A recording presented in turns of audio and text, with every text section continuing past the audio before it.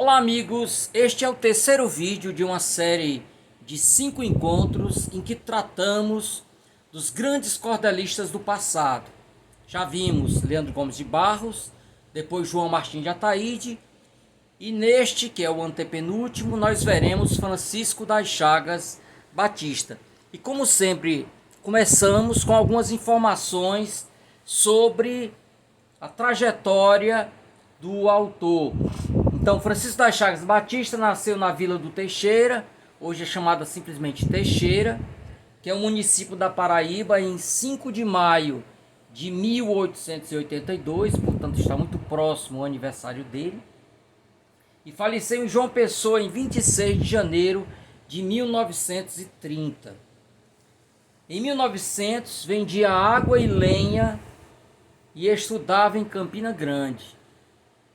Seu primeiro folheto, Saudades do Sertão, é de 1902. Em 1905, vendeu folhetos no Recife, principalmente dele e de Leandro Gomes de Barros. No mesmo ano, passou algum tempo no seminário de Olinda. Depois trabalhou na ferrovia de Alagoa Grande.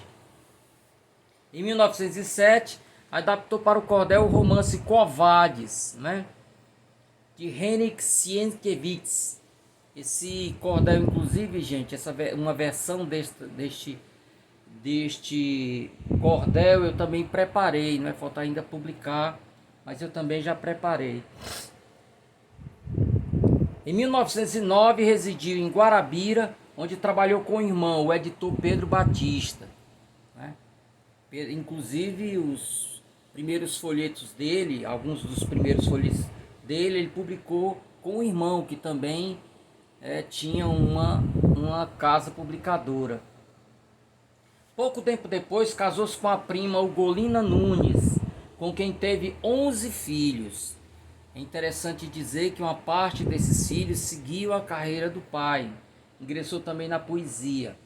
É o caso de Paulo Batista, Pedro Batista, Maria das Neves Gugel, Maria das Neves Pimentel, A Maria das Neves Pimentel, como sabemos já, foi a pioneira no cordel de autoria feminina, publicando em 1938, com pseudônimo masculino, O Violino do Diabo. Então, Maria das Neves Pimentel também era filha de Chagas Batista, como também o era o folclorista Sebastião Nunes Batista, que produziu obras de referências no cordel, para o estudo do cordel. Em 1911, vivia na capital da Paraíba e negociava com livros. Em fins de 1913, fundou a Livraria Popular Editora, editando paródias, modinhas, novelas, contos, poesia, e se firmou como um dos intelectuais da época. Em 1929, publicou o livro Cantadores e Poetas Populares. Quem tiver interesse no livro é só entrar em contato comigo, que eu posso mandar. Eu tenho uma versão em PDF do livro. Esse livro é imprescindível para a pesquisa em literatura popular em verso, por conter as mais antigas e confiáveis informações sobre esta forma poética. Então é um livro que ele reúne tanto a biografia como cordéis, poemas de autores que viviam em torno ali da Popular Editora, a editora dele. Então ele cria esse livro, nós vamos falar um pouco sobre ele, mas é um livro importantíssimo, porque é a primeira antologia, a primeira reunião de poemas populares. Sobre a referida editora, assim se expressa o poeta e pesquisador Carlos Jorge Dantas de Oliveira. A Livraria Popular Editora foi sem dúvida alguma a primeira e única editora popular de verdade, visto que as suas congêneres eram muito mais folheterias, especializadas em publicar unicamente folhetos e pequenos impressos. não dispondo dos meios técnicos necessários para formatar, diagramar e imprimir livros e revistas, suportes muito mais sofisticados e complexos de serem confeccionados, né? É o caso, por exemplo, gente, da casa publicadora do João Martins de Ataíde, né, que foi o primeiro poeta popular a ter uma tipografia, publicar folhetos. Então a obra dele, a livraria dele, ou melhor dizendo, a casa publicadora, era exclusivamente produtora de folhetos, né? Então o caso da Livraria Popular Editora ia um pouco mais além, produzia também livros. Após a morte de Chagas Batista, ocorrida em 26 de janeiro de 1930, a Popular Editora passou a ser dirigida pela esposa do poeta. No entanto, pessoal, teve curta duração, não é? Porque 3 anos depois, nós estamos falando de 1933, a editora entrou em concordata. Então durou pouco tempo, ela persistiu pouco tempo após a morte de Chagas Batista. Aqui, pessoal, eu trouxe um fragmento de um cordel do Leandro Gomes de Barros, em que ele fala sobre o Chagas Batista, né? Eles eram muito amigos, inclusive aquele livro que eu citei, né? Poetas e Cantadores Populares, aliás, é o contrário, né? Cantadores e Poetas Populares, de 1929, ele traz a dedicatória a Leandro Gomes de Barros. Depois eu leio para vocês. Então eles eram muito amigos. Quando Leandro Gomes de Barros, né, desistiu de continuar imprimindo folhetos, ele vendeu o prelo que ele tinha para o Chagas Batista. Se deu em torno de 1915, por aí.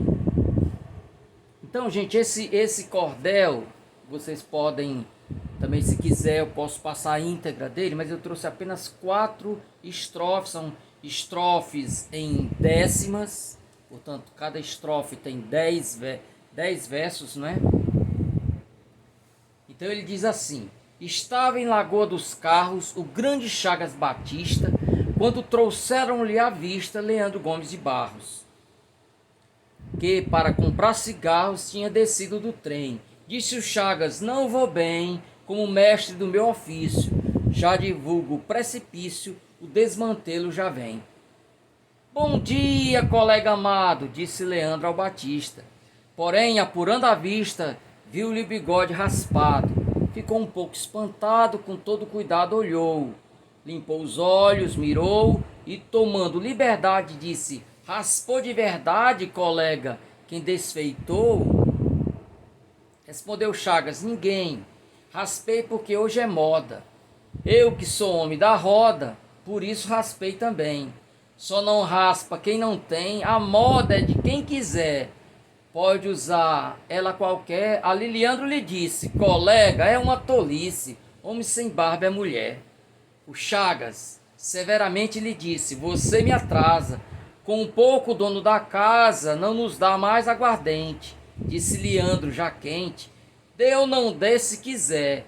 Venha com o que vier e é gosto de cada um. Dia de fome é jejum, homem sem barba é mulher. E aí segue o cordel, né, de gracejo, não sei se baseado em fatos reais. O certo é que vocês sabem que Leandro Gomes de Barros tinha lá o seu bigodão, né? E não quis seguir a moda do seu amigo Chagas Batista. Outra curiosidade ainda, antes de vir a falar sobre a obra de Chagas Batista, é dizer que além de cordéis, além de folhetos, né, além de poemas populares, Chagas Batista também produziu obra erudita, né? Ele era um leitor, quanto mais, lia bastante, vários romances, né? Consultava sempre o dicionário, era tido como um intelectual pelos poetas, né? Então, além de produzir poesias populares, Chagas Batista também cultivou obras eruditas, como destaca a pesquisadora Ruth Brito Lemos em Memórias de Lutas, né? Então diz a Ruth Brito.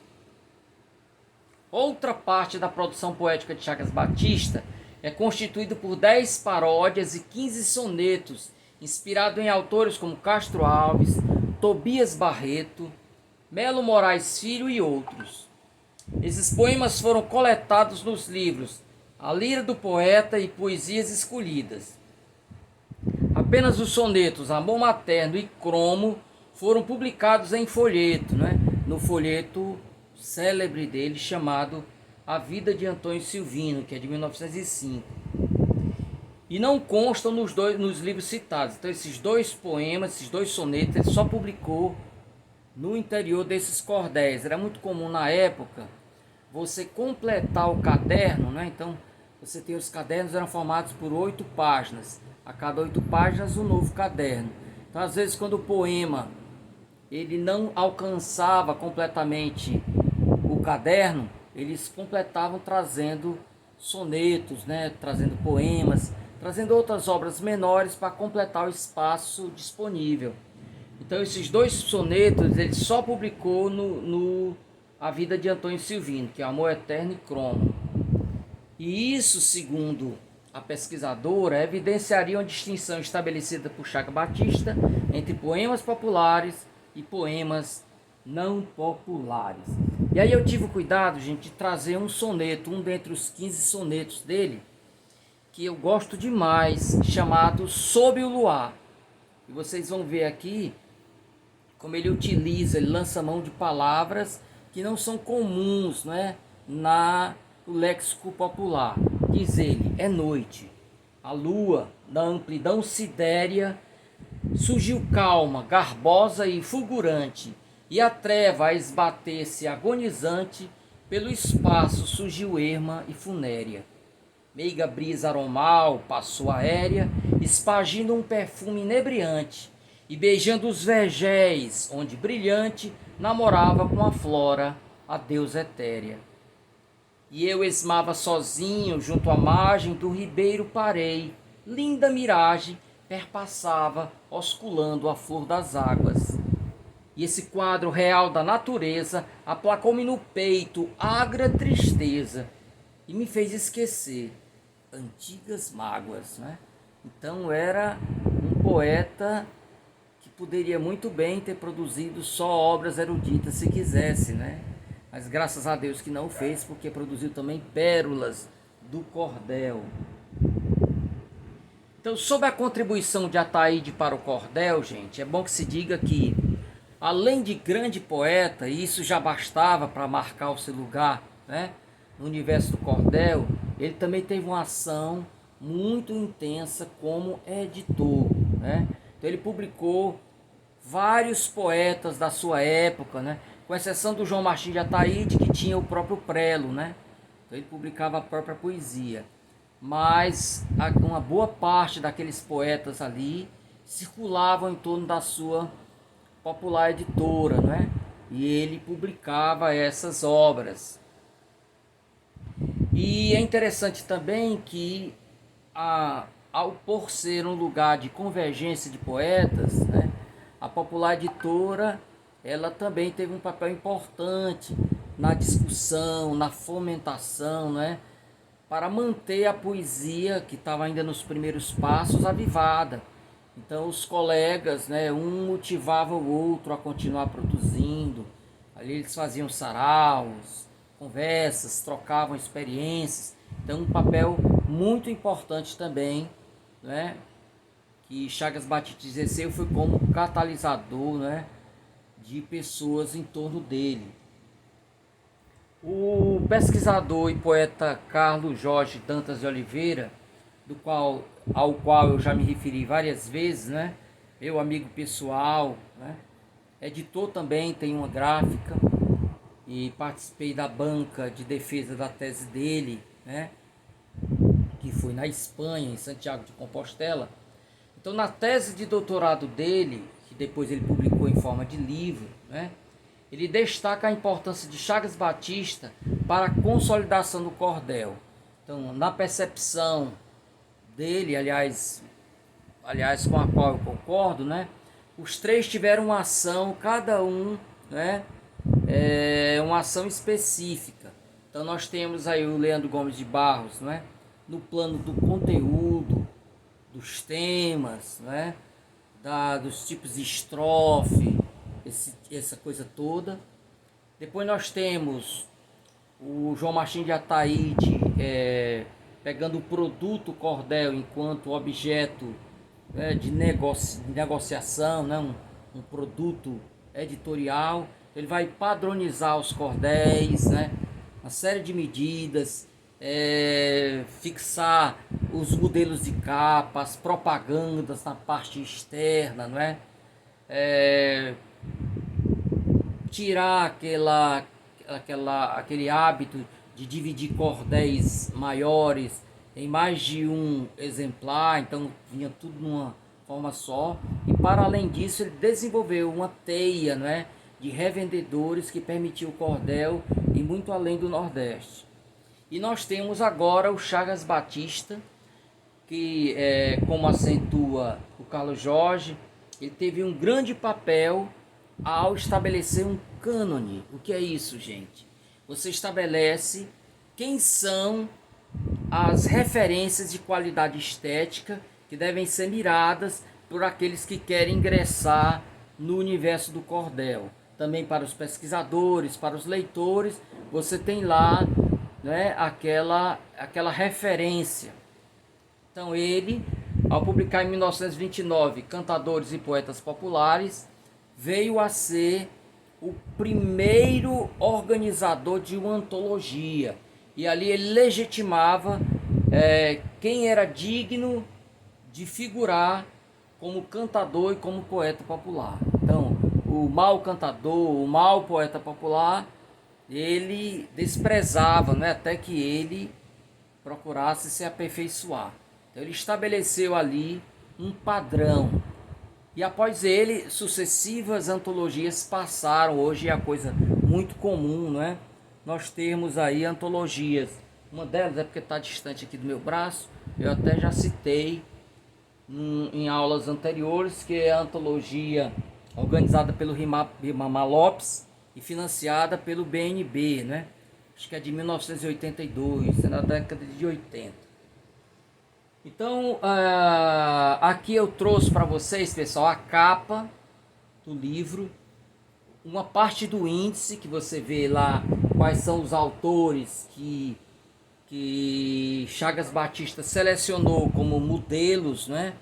Como exemplo de boa escrita. Então nós temos ali Agostinho Nunes da Costa, Nicandro Nunes da Costa, Bernardo Nogueira, Ugolino Nunes da Costa. Não se espantem com vários sobrenomes semelhantes. São pessoas que pertencem à mesma família, a grande família que cria a cantoria, né? Que desenvolve, que sedimenta a cantoria, lá na Serra do Teixeira. Francisco Romano, Germano da Lagoa, Manuel Cabeceira, Silvino Pirauá Lima, Leandro Gomes de Barros, Joaquim Francisco Santana, Antônio Batista Guedes, Manuel Vieira do Paraíso, João Melquiades Ferreira da Silva, José Galdino da Silva Duda, Antônio Ferreira da Cruz, Romano Elias da Paz, Antônio Correias Bastos, Pelino Guedes, e por aí vai. O índice vai para além dessa página que eu trouxe para vocês. E eu também trouxe para vocês, gente, aqui na ilustração, a comovente dedicatória de Chagas Batista a Leandro Gomes de Barros. Diz a epígrafe: a memória de Leandro Gomes de Barros, o maior poeta popular do seu tempo, o que mais contribuiu para o folclore nordestino. Na época ainda era nordestano que se dizia. E aqui, gente, palavras do Carlos Jorge sobre o livro, né, Cantadores e Poetas Populares. Em decorrência disso, Chagas Batista foi o responsável pela publicação da obra de referência fundamental para o estabelecimento de um cânone de autores e obras, chamado Cantadores e Poetas Populares. Nessa obra estão elencados, de acordo com critérios pessoais, os mais antigos cantadores e poetas populares de que se tem notícia. É claro que quando o Carlos Jorge escreveu essa obra, eu ainda não tinha publicado esta, não é? Então esta obra aqui, ela vai ampliar o horizonte de Carlos Jorge, porque aqui eu vou trazer um poeta anterior ainda a esses todos que ele cita. Tendo convivido com a maioria deles, Chagas Batista constituiu como a única autoridade do assunto, oferecendo os dados bibliográficos tidos como absolutamente fidedignos para qualquer investigador atual. Esse livro é a verdadeira Bíblia do Cordel, uma obra ímpar sem precedentes para a história da literatura de cordel brasileira. De fato, a quem se quiser se dedicar à pesquisa em cordel, é fundamental que tenha e leia esta obra. E aí, gente, já caminhando para a parte final da nossa videoaula, eu trago aspectos da obra de Chagas Batista. É um estudo que eu comecei a elaborar, que pretendo também publicar, e aí eu trouxe resumidamente esse meu estudo, tá? Baseado em 11 cordéis do autor. Então, os cordéis que estavam lá disponíveis na fundação da casa de Rui Barbosa, eu desci e li-os todos, né, e fiz essa análise. Então aqui é uma parte dessa minha análise que é maior. Então Ruth Terra identificou em coleções 45 inquestionavelmente escritos por Chagas Batista, né? 45 cordéis inquestionavelmente escritos, só salvar aqui, por Chagas Batista, entre os quais 19 que trata sobre a nascente gesta do cangaço. Não esqueçam que ele morre em 1930, né? Então, assim, o auge do cangaço não está expresso na sua obra. Ele tem apenas 5 cordéis sobre o Lampião. A maioria esmagadora dos 19 cordéis são sobre Antônio Silvino, que é um cangaceiro que antecede Lampião, né?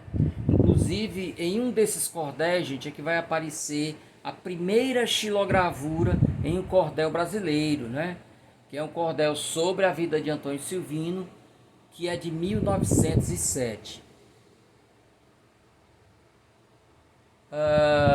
Então, entre esses cordéis, né, que ela localiza da Ruth Terra, nós temos algumas que são adaptações de obras literárias, como Covades, que eu já citei, História da Imperatriz Pocina, que ele se baseia em uma obra de Baltazar Dias, o poeta cego da Ilha da Madeira, do século XVI, 16 ou é 17, acho que é século XVI, 1500 e pouco. A Escrava Isaura, baseado no romance Bernardo Guimarães, e História de Esmeraldina, baseada na novela Decameron de Boccaccio. A leitura de 11 de suas obras já nos permitem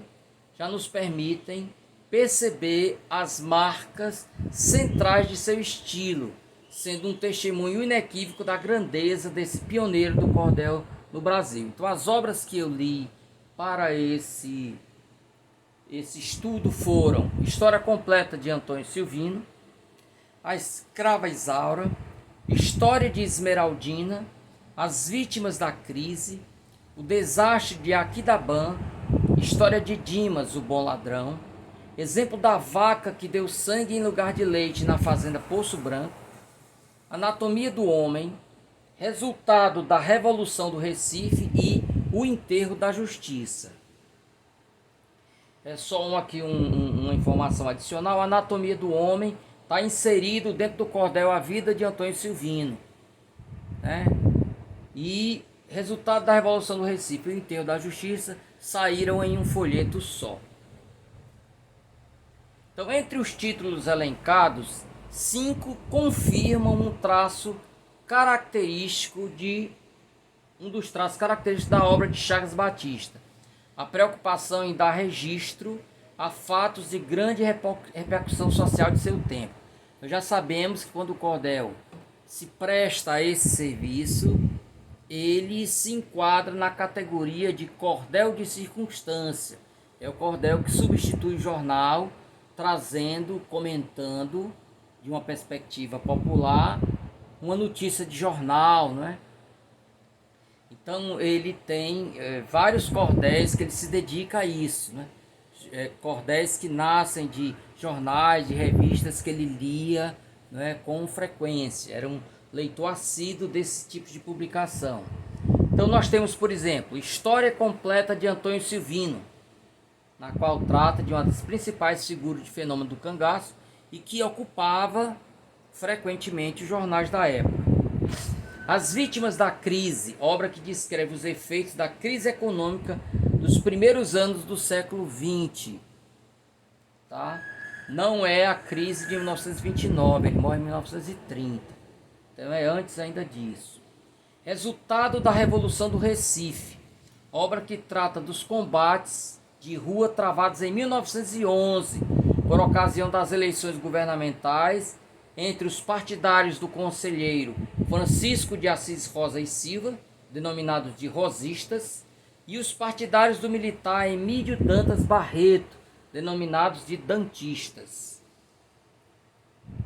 Quarto cordel, que se enquadra como poesia-reportagem, O Desastre do Aquidabã, em que trata da explosão do encoraçado Aquidabã, ocorrido em 21 de janeiro de 1906. Né? Um grande navio. A faceta cronística do autor se